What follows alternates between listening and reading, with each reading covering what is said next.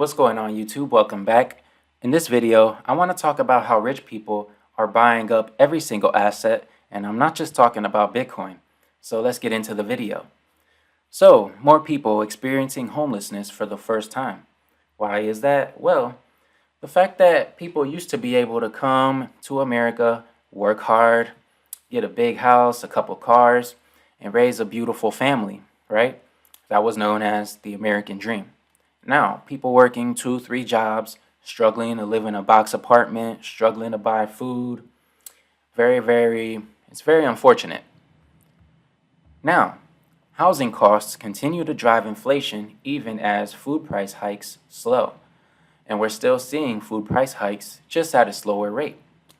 And as everything continues to rise, it makes everything less attainable for the average individual as wages really don't go up, right? So in 2020, we experienced the fact that even though real estate was a lot cheaper, we seen people working remotely. We seen a lot of individuals and families that were moving to states like Texas, Florida, you name it, because they had a little more freedom from restrictions and lockdowns, and the weather was a lot better in those states compared to where they were coming from.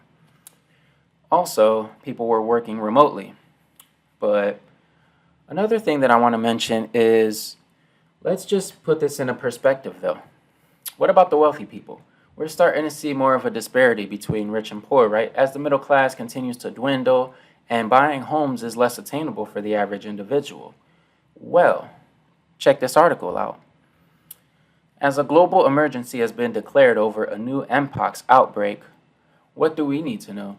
Well, we need to know something is that people have already been preparing for this, right? See, people are a lot more ready than they were in 2020 because a lot of people have been caught off guard back then. Now, we've already lived through it, so we already know, okay, we kind of have like a PTSD from it. And we're like, okay, well, if it happens again, I really wouldn't be surprised. And what this means is that a lot of people, they are ready to buy homes, they're ready to buy land in locations where they're far away from the cities and far away from people as they possibly could be. And we're starting to see another pattern. Check this out. China steps up checks for Mpox as Asia goes on high alert after WHO warning from the World Health Organization. And it's not just China. The European Union public health body lifts Mpox risk alert level. So we're starting to see that in Europe. Also in Pakistan. So just like in 2020, we've seen one country after another. And it happens as a pattern. However, I'm not going to sit here and say that this is anything huge or anything major. This is still a very early stage, but we've been through this before. So it's good to kind of understand that this is happening right now, and we should know what the potential is, right? And one thing we need to understand is, economically speaking, remember how much money was put into the economy. Remember how many people were told to stay home, not go to work. Remember how many of you, small businesses and small business owners, were told that you were not essential and that they just wanted the big businesses to stay open and operate, right? Well, take a look at these numbers. This article is as of June 24th of 2024. National debt. We have former President Trump with $8.4 trillion of debt racked up, and President Biden of $4.3 trillion. Obviously, he's not done. He still has till January of 2025. So that number is going to be higher.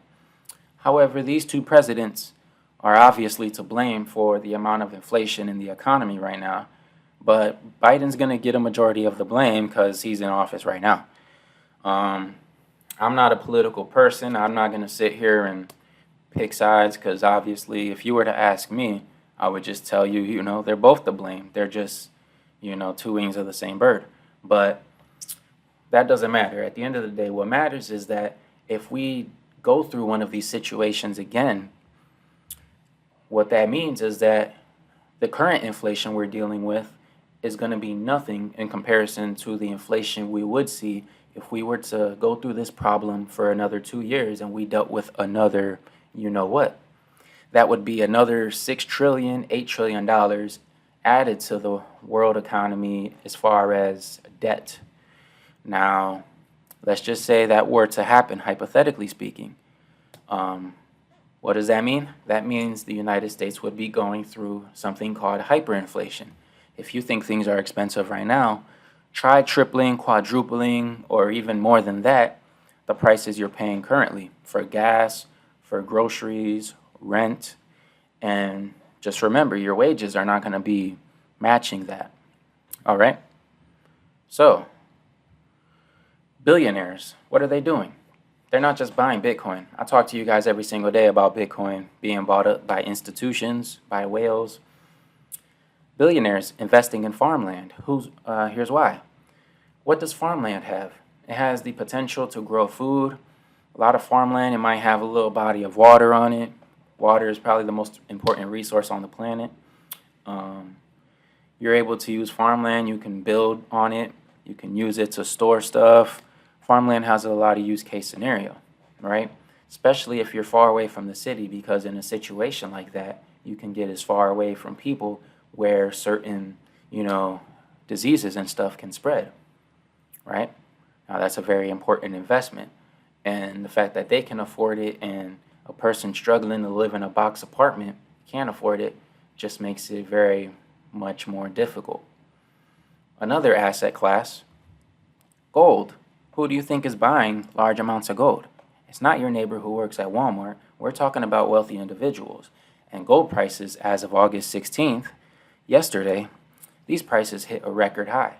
So these assets are also going up in value because these are assets that people can always use, they can always trade, and they're never going to go down in value. But you think that, okay, that's it. No, it continues. Check this out. We have Wall Street. What is Wall Street looking for? The next big investment opportunity. They're looking for water.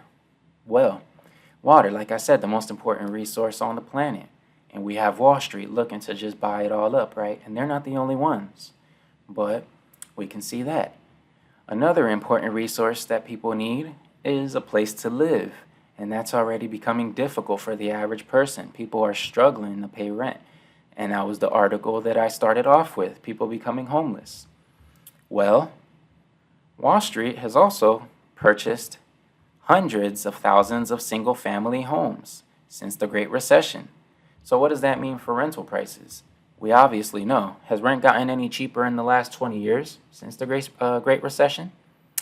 I don't think so. But check this out. It says institutional investors may control 40% of single-family homes by 2030. So, within the next 5-6 years, they're going to control almost half of the market. And these people are in it solely for the profit, obviously. I mean, so is your small-time renter, but we're talking about Wall Street institutions. They're here to kick out the small guy, the small-time renter, right? Just like they are with the water. They're looking for the big-time opportunity. And that's in the West Coast, where there's very, very small amounts of water. Could you imagine if they see an opportunity in a place like the East Coast where there's a lot of rain and water is more plentiful, right? Now, this is the official website, right? The WEF. You can look it up yourself if you like. What are advantages and challenges of a tax on CO2? Well, you gotta understand, they're not worried about the environment. If they were, wouldn't they stop flying around in private jets? Wouldn't they stop using all these limos and doing all the things that they're doing? No, because they're ultra rich, right? The rules don't apply to them. They only apply to you and I because, right, we're not part of that little special club. But what are the advantages? The advantages are they get to tax you. They get to make a ton of money, and they get to use that money to fly private jets. They get to use it to buy whatever the heck they want, their mansions, their private islands.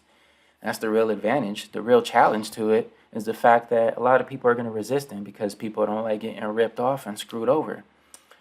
But the fact is, what are these taxes? Well, we know carbon is literally everything. I mean, your body is carbon. You take a breath, that's carbon. You drive a car, carbon. So You gotta understand that every single aspect of your life is being bought up, right? And it's not just Bitcoin. But let's go back to Bitcoin because that's one of the main things we talk about. The year 2020, when the pandemic really kind of kicked off, we've seen the price of Bitcoin dip to about $5,500, right? In March of 2020. Now, let's go back to the height of the pandemic when things were still relatively bad. A year later, in April of 2021, we seen Bitcoin go up to about $63,000, right? So that right there is about a 12x right there. Let's just say 12, 13x. So if we take a look for the past year, Bitcoin has steadily been around that 60 to 65,000 mark. Now we did hit a high around like 73, 74,000, but we're talking about where has it been stable? Where has it been steady around? About 60,000, 65K. So let's just say we get another situation, which none of this stuff has been confirmed. They just announced us, they want us to be on alert. They want us to be cautioned, but nothing crazy has been announced, right? They're just trying to keep us on alert, make sure that everybody is playing it safe. So let's just say, with all of this stuff being said, Bitcoin being steady at $60,000 right now, and just like in 2020, we seen the low at about 5K. And with all of the current inflation, and everybody knows the value of the dollar being pretty much garbage, and it's every fiat currency around the world, people not really having any confidence in the global economy, right? People are literally rushing to buy every asset class in the world, especially the wealthy. They're buying all the Bitcoin, all the real estate, everything that you could think of, gold. What do you think is going to happen if we get another global situation? What do you think is going to happen to the price? It is going to skyrocket, especially when they start printing and printing infinite amount of fiat money, right? We get another 5 trillion, $10 trillion printed in the United States. I mean, could you guys imagine that? Fathom it.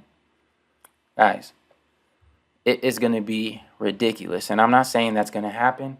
I'm just trying to tell you guys, if you create a, alternate scenario, because, on platforms like this, I don't like to create any conspiracies. I just want to give you guys this information and you do what you will. But we must always consider all different scenarios and, come to your own conclusion. But it is crazy just to think about this stuff. And when you figure out who's buying all these assets and what is the reason behind it, you never know. But you have to always consider everything, because people like you and I are not always going to know, because we're not a part of the millionaire, billionaire class. So at the end of the day, everything is going to be a hypothetical with you and I, and we're not always going to be able to prove things because we don't have that type of intelligence that they have. We don't have that insider information. So no, we can't just sit there and say, oh, well, where's your sources? Where's your information? Guys, we have to kind of speculate sometimes, because at the end of the day, only time will tell, only God knows. But it's good for us to at least be critical thinkers and try to use our mind to imagine what could possibly happen, instead of just sitting back and say, hey, man, whatever happens, happens, But anyways, guys, if you enjoyed the video, please like and subscribe, and I'll see you in the next one.